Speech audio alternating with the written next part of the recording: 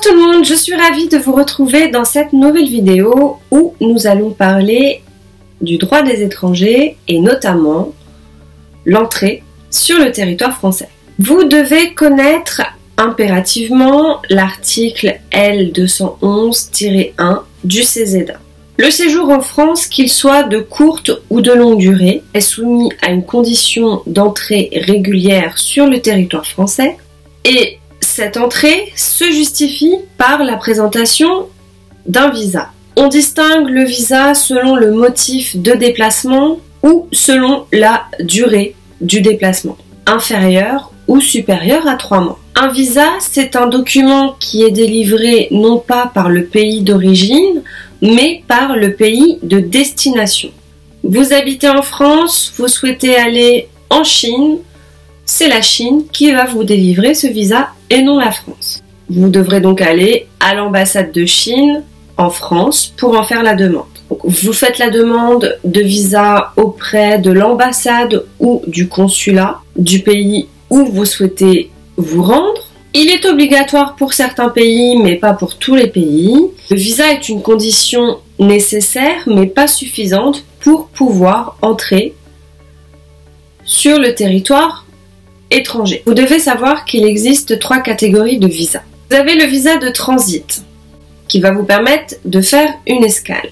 Ensuite, vous avez le visa de court séjour, qui est donc inférieur à 3 mois, et qui est donc destiné à la circulation de la personne pendant cette durée inférieure à 3 mois. Le plus souvent, ce sont des visas qui sont délivrés aux touristes ou aux personnes souhaitant rendre visite à leur famille. Dernier type de visa, il s'agit du visa de longue durée, donc pour des durées supérieures à 3 mois. C'est généralement le cas pour les personnes qui souhaitent s'installer dans un pays étranger pour y travailler ou y vivre.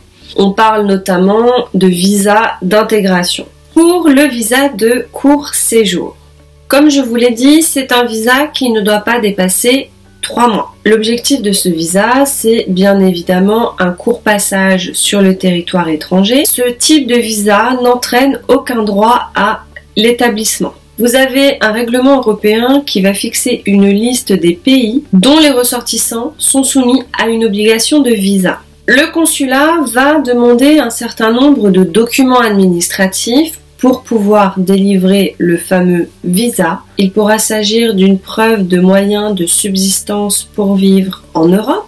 La personne faisant la demande devra disposer d'une assurance médicale, montrer son billet d'avion aller-retour, fournir une attestation d'accueil signée par la personne ou l'organisme qui va héberger le résident étranger sur le territoire en question, ou il pourra s'agir d'un certificat d'hébergement. Cette attestation d'accueil est délivrée par le maire.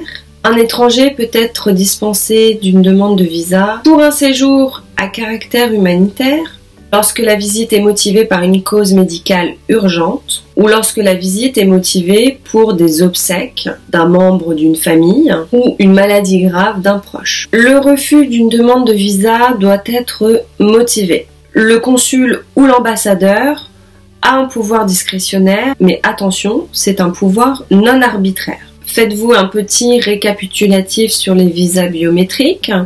Pour les visas de long séjour, ce visa est délivré dans l'objectif de séjourner plus de 3 mois sur le territoire en question. Généralement, le visa est valide pendant 1 an.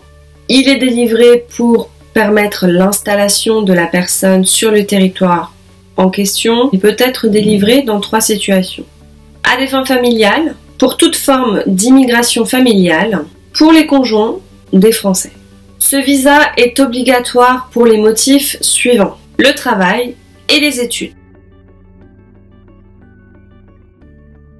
Ce type de visa a été créé pour permettre à la personne de venir sur le territoire français au titre du droit à la vie familiale. Mais attention, 2 conditions doivent être réunies. Il faut que la personne qui va venir s'installer en France suive des cours de formation pour apprendre le français. Cette personne devra également acquérir des connaissances sur les valeurs de la République française, mais ce n'est pas obligatoire. Deuxième condition, la personne devra passer un examen obligatoire de langue. Mais attention, la réussite à cet examen n'est pas une condition sine qua non à la délivrance de ce visa. Donc voilà, j'en ai fini sur cette vidéo concernant l'entrée sur le territoire français.